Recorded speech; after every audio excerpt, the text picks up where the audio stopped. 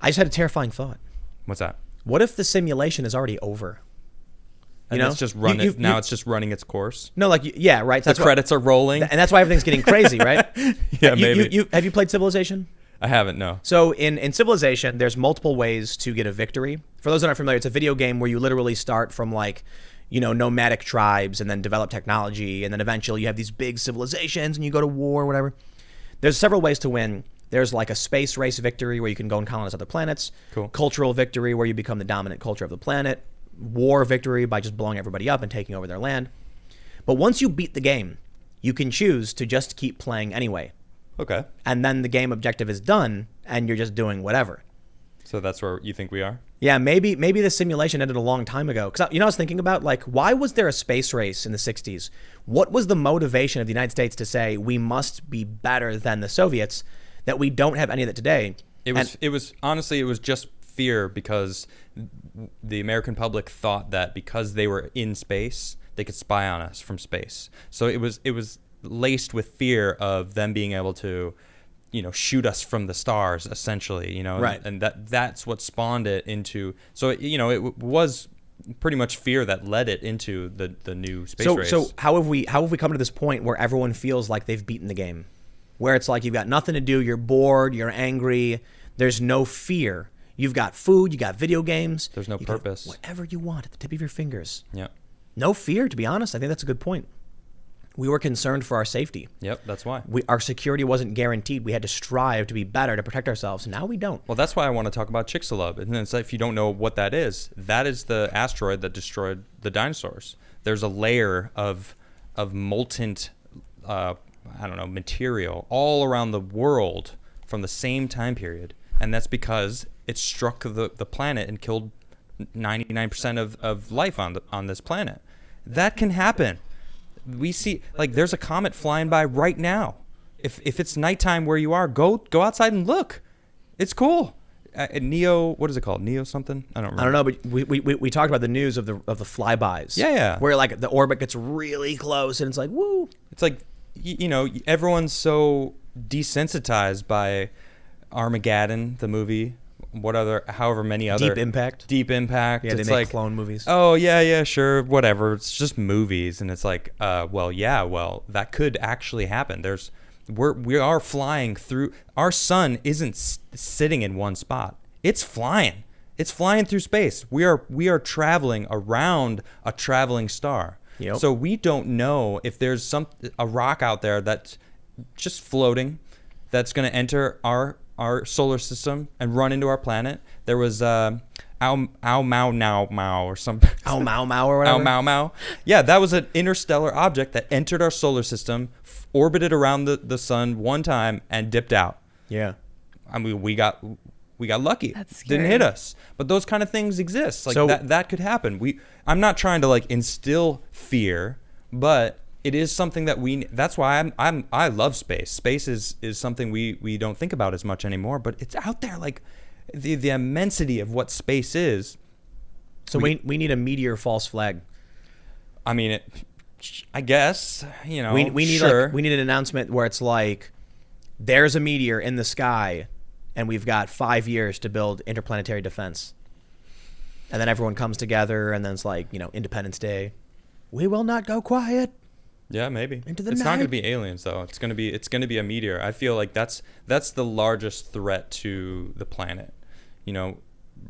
Always, at all times. Climate change didn't work though. Because we are floating through space. That's like, people stop thinking about it because there's just, movies, whatnot. They tried climate change right as the big grand apocalyptic event. Yeah. A lot of people don't We just care. had a pandemic and that couldn't even do it. Maybe so we used to have fear behind us and a family ahead of us. Yeah. Now they're taking our families and there's no fear behind us. That's what a are good we point. doing? Maybe it's because we have no families. There's nobody going like, no fear, no families. Great. Think about it. The fear is gone. Yep. For some reason, that even though we're watching in California, they're forcefully injecting hormones into this kid, people are still saying, well, I'm worried about my kid, so I'll just do nothing. No, but for real, like, aren't you scared for your children? I would be. People aren't. They're like, well, I am in the sense that I could lose my job, but not in the sense that the future is going to be a nightmarish dystopian hellhole. That I'm okay with. There's no fear about what you leave for your children. Why not? Because we're taught to worry about yourself. Man. That's what we are told. You can be anything. You're a star. You can do whatever you want, and move out of your family home. Get your own place. If you still live with your parents, like you're not an adult yet. You got to live on your own. You got to be your own person. So it's like the community of how humans have gotten to where we are is being lost. I feel like when you raise people to be self-centered, but they still have their natural instinct to protect their kids, you get what we have today. Okay. No real fear for the future their children will inherit. Good point. But a general fear for their immediate safety. Yeah. It's dread of the present. Yep. If we were scared that, like, what if the Soviets build a satellite that could launch, what do they call it? Rods from God? The tungsten rods. Tungsten rods. Blows up your city, and then everybody dies. And that scared them and said, we must defend ourselves. But today, they're like, what if these people literally inject my children with hormones and then arrest them for saying naughty words? Right. Oh, I don't know. I'm not going to say anything. Or like I hate bringing this list up, but it's on that list that said... Well, we have this story. Oh, the media... Is it still... this, they're talking about it, aren't they? This is calling out white culture, calling out the bias training people as racist. Well, I guess, but before we get to that, I just wanted to say on that list that I guess we're about to talk about, it says delayed gratification is something that they're damning. Like, abolish. It's a bad thing. It's like, that is exactly the problem. If it's just instant gratification, you're not getting anything. You're not doing anything. Right. You're just, that's playing, the worst games, just, it in every aspect of your life, just to get it now instead of thinking about your children. Listen. Why do you think all these people who have a lot of money that they're traveling, I'm bringing up the Trump thing about how his dad furthered this thing, and it's like, sure, generational wealth. Well, if you are thinking and jealous of generational wealth, start the generation. Delayed gratification is knowing that your grandchild is going to be better off because of what you're doing right now. A society grows great when people plant trees whose shade they know they will never sit in. Where's that from? It's a Greek. We say I think a it's bunch, a Greek proverb. But I think is it Greek? It couldn't It be is Greek, couldn't yeah. be more true though. Yeah. Yeah, but nobody believes it anymore. Right, because we're comfortable. No, but I think because we've been raised to be selfish. Yep. Man, think about how comfortable and selfish. it used to be all for the kids. Yep. Now it's all like, I guess I have kids. Whatever. Well, there's a compelling argument to be made that the reason that we're so selfish is because our parents worked their butts off so that we could have the best life ever. Like, literally the best life that anyone's ever had. That was our parents' goal. That was their parents' goal. After World War II, they came back and they were like, we have to make life really good for our kids. That's what I'm saying. We won. We beat the They game. nailed it. Yeah, man. Yep. They did. I know my dad worked his butt off to We beat the game. raise me. The last two generations ago was when the game screen popped up and says, congratulations, you've won. You've created the best possible life for your children. Would you like to keep playing anyway? And they just set the controller down and they pressed autoplay and like, whatever. Yeah, I'm gonna go. I don't really care. Yeah. Make a hot pocket. You ever see that story about the dude who left? He had like a civilization game from like, it was running for like 20 years or something. Mm-mm. There was a really funny story. It was like Civilization 2 from the 90s. Okay. And apparently he had been playing the game for 20 years, and it was a post-apocalyptic wasteland of constant nuclear bombs going off. Oh man. Because people the war could never end because the hatred ran so deep. And every time they nuked a city, the nuclear waste would make it impossible to recover. But then they would all just build another nuke and then nuke each other. And it was just the year was like 20,000, and it was a nightmarish. What if that's where we're going, man? No. We beat the game. We did it. We've got the best lives. We got instant communication. We got running water, clean water. Now, not for the rest of the world, but in America. Yeah, the universe is out there. The entire universe. Yeah, man. We're a pale blue dot. Thank you, Carl Sagan. People need to watch him. People need to know their history. They got to know what we've been We need through. an energy revolution. It's happening. What's the latest? Solid state batteries? Well, that is actually an amazing innovation that has happened. You know? That's gonna change the game. It is. Yeah. I think it allows. They don't degrade. That's the key. Exactly. Yeah, that's the key. And they don't blow up. And they don't blow up. Exactly. Yeah. Those two things are fairly important. Those are, Yep. Incredibly. Who are we kidding? Yeah. It's incredible.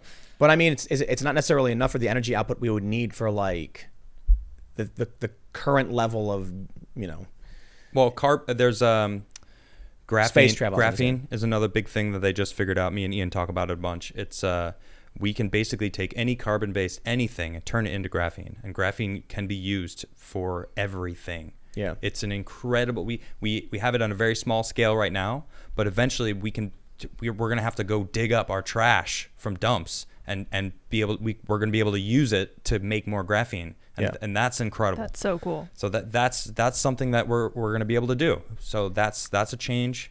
And we're going to need that for space travel. Think about like all the trash or whatever we come up with, we can make graphene out of it and then use that graphene as hey, look, we had stuff. we had that plague. What year was the plague? 1918. What are you talking about? No, the literal plague, the Black Plague. Gosh, that was like 1300s. I don't know. But after that followed the Renaissance or something, didn't it? Like, you have this level of technology, but everybody is, straining for resources. Mm-hmm. Then a large portion of the population dies because of the plague, but the level of technology remains. So then everybody flourishes and grows rapidly again. It's kind of like breathing. It's like whoosh. Well, that's why Elon wants to occupy Mars, because we need to expand, or that will happen naturally. And that's I agree with him. We absolutely. But Mars doesn't have a magnetic field, and I don't think it has the gravity to maintain an atmosphere. It doesn't matter. So we do domes. We and stuff? have to figure out a way to move on. We have to. Yeah, for sure. We must. Maybe we just underground subterranean. Maybe we. You know what we do? You know the movie? Have you ever seen Red Planet? They're the Val first Kilmer. Yeah, the first people to go to Mars. I don't remember. And, like, it. they fight I the- saw it when it first came out. I The think. robot turns evil or something. Okay. So you know what you do? We need to combine the movie The Core. Was that Bruce Willis in The Core? I don't remember it either. Who was that? I don't know. They have to like restart the Earth's core or Yes. something. So here's what we okay, do. All right. We take the actors from the movie Deep Impact and the actors from The Core, and we bring them together, and they go to Mars, and they kickstart The Core. I don't know. I'm just kidding. I don't know how you would actually do. I don't even know. It doesn't even make sense. No. First you But got to just, defund Hollywood and make it more inspiring for kids to want to be the scientists that come up with the answers. Well, Hollywood's a great tool for that. I know, but it's not being used correctly. Exactly. So what for we that. need is people want to be actors. People want to be influencers. They want to be wanna be TikTok YouTubers. stars, Yeah. YouTubers. Like, that is not helping anything. That's them thinking they are superstars, which is This what is they've the been addiction, taught. bro. That's what they've been taught. I'm a It's- superstar, so I should be able to do and be famous. And it's like, okay, well, you gotta have a reason that people are gonna want to watch you. If you don't fill yourself with something to give to these people, you're nothing. Yeah, So you got to unless- make something of yourself first, and they're ignoring that fact. Look at who succeeded in this open environment. Pranksters. Oh, I can't name one prankster. I can name. I'm not going to personally call them out. Okay. But there are a lot of high-profile prank channels. A lot of videos were getting views by. And doing- are they still famous? They got banned Oh, because YouTube was like, "Yo, this is." When left to their own devices, people were like, "I'm going to make a video where I go around saying racial slurs," and then they just and one it up was each working. other, one up each Exactly. other, one up each other. Right. So there was a series of videos where they would go around saying certain things that sound like racial slurs when said quickly enough. Yeah. Like, "Hello, my neighbor." Okay. But they would say it really, really fast. Oh, I and see. then people would be like, "What did you say to me?" I got a teacher that got really mad at me because I said, "What the hello, teacher?" And they were like, "How dare you?" And then took me to the principal's office. And the principal was wow. like, "Get out of here! Like, what Yeah. are you talking about?" I So, was like 11 or something. This is why I'm not a laissez-faire capitalist, but I don't think I would ever. I think the answer is something like, can we come together to fund movies that inspire people? I mean, like Interstellar was awesome. I agree. Great Great movie. We need more cultural cohesion around doing better. But you know, one of the problems is this critical race theory stuff thinks that science is evil whiteness that must be abolished. Also crazy. When Elon Musk launched that car into space, they were like, "Look how crazy these billionaires are wasting." What a waste. He could have, given people health care or something, and it's like, you realize that money was spent on Earth. Right. People had jobs. Yeah. They paid taxes. And they needed to have weight. He was trying to test. do something cool and inspirational. No, before they decided to do that, it was because they needed to have weight to payload. test the payload Right. that the rocket would work. So he was like, "Oh well, I'll put a car out there," and you know what it did? It did inspire a bunch of kids to get into space programs, which Trump brought back, the Artemis program. It's incredible man. stuff. Like he gave them back their their funding, and I love that. What did the Obama administration think was going to happen? We were going to create a consumerist humanity that just loves plastic. Plastic crap. Yeah, I don't know what that. Cheap plastic crap. We put a clock in it, made in China. Yeah. We need something better. Yeah, we need a mission. And right now, the mission is this weird religion, intersectionalism. Right. Sad. Yeah, man. Well, if we don't get on top of that, what's going to happen to us in 20 years? We're just a bunch of like sunken-eyed, gaunt, angry Antifa intersectionalists with shaved heads. I don't think that disease is spreading as far as well, it may now seem. that the media is slowly getting on board with calling it out as literal white supremacy, perhaps it'll be better. But dude, it's in the army, it's in the federal government, it's in every school, it's in every grade school. Museums. Dude, I was out for a Christmas breakfast with my family, and I was talking to my mom and my sister about that Equity comic where it shows 3 people standing in front of a fence. Yeah. You know that one? Mm-hmm. For those that aren't familiar, it's like there's a tall guy, a medium guy, and a short guy. And the tall guy and the medium guy can see, and the short guy can't. And they said in equality, everybody gets a crate. Well, the tall guy and the medium guy don't need a crate. In equity, they give 2 crates to the short guy so he can see now too. And I was talking about it, and I was explaining why it doesn't make sense and why it's a manipulation. And my niece, who's like 8, she goes, "They show us that in school." And I was like, "They do?" And she was like, "Yeah." And I was like, "This specific image?" And she goes, "Yeah, they taught us about it." And I was like, "Oh man, that is indoctrination to a religion." 8 years old. What I explained was, it's very simple to quantify the idea of equity when you're looking at a fence with crates. Right. But now there's like 50 different versions of this stupid comic explaining what real justice is.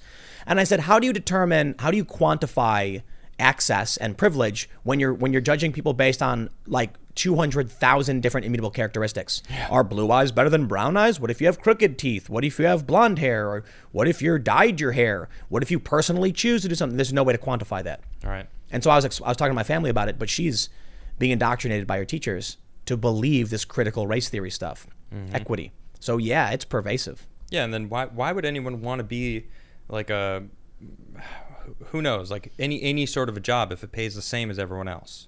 You know, why would I do that when I could just do the easier job? Right. I'll just do the easy job. That's the problem with socialism. Everyone's just going to want to do the easy job. No one's going to want to do the hard job. Yep. And if everything pays the same, all the hard jobs won't get done anymore, and then society will fall apart. So there needs to be like an aspect, and they're not thinking about that. But that's the problem.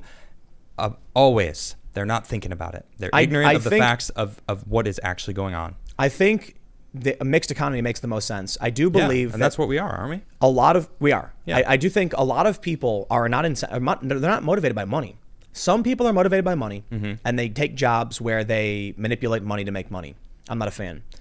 But when it comes to the ability to hand someone cash and take it back, well, that exists. You know, people are going to be able to exploit that. Right. I do think it's possible to create a culture where people are motivated by passion and success for their mission, less so money. Yeah, it exists. Because at a certain point, like I know people who make a ton of money who literally don't care, because they're like, my mission is I got to build this thing. Like I'm sure Elon Musk isn't focused. Elon Musk isn't thinking like, how can I make $1 billion? He's thinking, how can I get to Mars? How can I occupy Mars? Exactly. He's very blunt about it. However, that's what he wants. However, Elon Musk is a man with a mission. True. And vision. That's true. And he worked really, really hard to make this money and succeed, and now he can do it. If you create a society where everybody gets paid the same, like in communism, how would you get the visionaries like Elon Musk to actually be in that position to fund a rocket mission? Well, on an even more basic level than that, why would you study so hard as to become something like a doctor? Like, why would you want to do something that's really hard and has a really high... I don't agree with that. Well, that's passion. But no, she makes a good point though. That's the inverse though. That is the person who wants to learn how to save people, so they're going to push themselves to become a doctor, so that's what they're doing. Even if though they're getting paid the same, they have the that's what I'm saying. The benefit of getting, you know, the reason why people love of saving someone. The reason why people would want to do a job, even if it was harder to get to that job's position, is because they're passionate about being a doctor. Right. It's like, I always wanted to be a doctor. I'll do whatever it takes. But that's great and all. Being a doctor, like, there's absolutely nothing wrong with that. Sure. But that still doesn't take away the fact that there's all the jobs that, who's going to be the garbage guy? Right. Or I say garbage guy. The garbage human. You know what you're going to do? Garbage person. The garbage person. You know, it's really simple. And this is what really, really bothers me about you capitalists. Oh. In our communist utopia, when we need someone to take out the trash and be the garbage man, I just pull out my Glock and I point at them and say, get on your knees and take the trash out. Otherwise, to the gulag with you. Okay. Problem solved. Then we have our utopia. That seems like that'll work. And once we force people to do the jobs that no one else wants to do, there will be peace. Oh, man. Utopia. You see, that's the issue. In a capitalist system, people say, I don't want to take the trash out. And then you go, I'll give you $100. And they'll go, I'll take the trash out. There you go. Boom. Yeah. Incentive. Exactly. So, that's why I think a mixed economy makes sense. Yep. That's why communism just will never work. Got the wrong because kind of you human. you need a gun. And there's always going to be the person that thinks that they don't need to do that. That they're the ones who knows how to do everything better, how to fix it all, or organize and manage. Actually, John over there, he's the best at taking the trash out. So John's going to be the trash guy now. You know what I hear pays a ton of money? What? Crime scene cleanup. Really? Yeah, you know why? Because it's hard to get blood out, maybe? Brain matter and skull bits. Yeah, that's why. And you're going to be on the ground being like, let me try and get this bit of brain fragment out of the carpet. Oh, that's tough. Gross. Crime scene cleanup pays a lot. Huh. And how many people are willing to do that and want to see? I wouldn't want to do that. Dude, people have no idea what it's like, a dead body. You know what happens when you die, right? Yes. Rigor mortis? No. When Everything. all the smooth muscle the just gases? Everything relaxes, releases. The gases? you void your bowels. Oh, yeah, I'm done. So then they bring in these people who have these kits and full hazmat suits, and you get paid a pretty penny because nobody wants to do it unless you get paid good enough. I remember when I was a lot younger, there was an advertisement for it saying it was like $100, $150 an hour because that's what you got to pay when you get someone to come in and clean up a corpse. Yeah. And you got to, yeah, man. So that's, at least people are willing to do it because they feel like they'll be rewarded for it. But in the communist system, I really don't believe you'll have an easy time finding someone passionate about waiting around in sewers. Right. Reminds me of Waterworld. Remember the guy who was in the oil tank? Yeah, he's one of my favorites. He's so great. in the movie Waterworld, they have an oil tanker, and there's a guy who tests. His job is just tell him how much oil they have. So he's just in a little boat in oil. Yeah, in the oil tanker. And then when he calls for help, the guy spits on him and he goes, "Thank you." Like, good luck finding somebody who's going to do this job. Right. We got to read super chats. Thanks for checking out this clip from the Timcast IRL podcast. We do the show live Monday through Friday at 8 p.m. If you want to catch the full show, tune in to this channel, subscribe, hit the like button, or check us out on iTunes and Spotify. And we will soon have this podcast up for free on all podcast platforms. Thanks for hanging out, and we'll see you all in the next episode.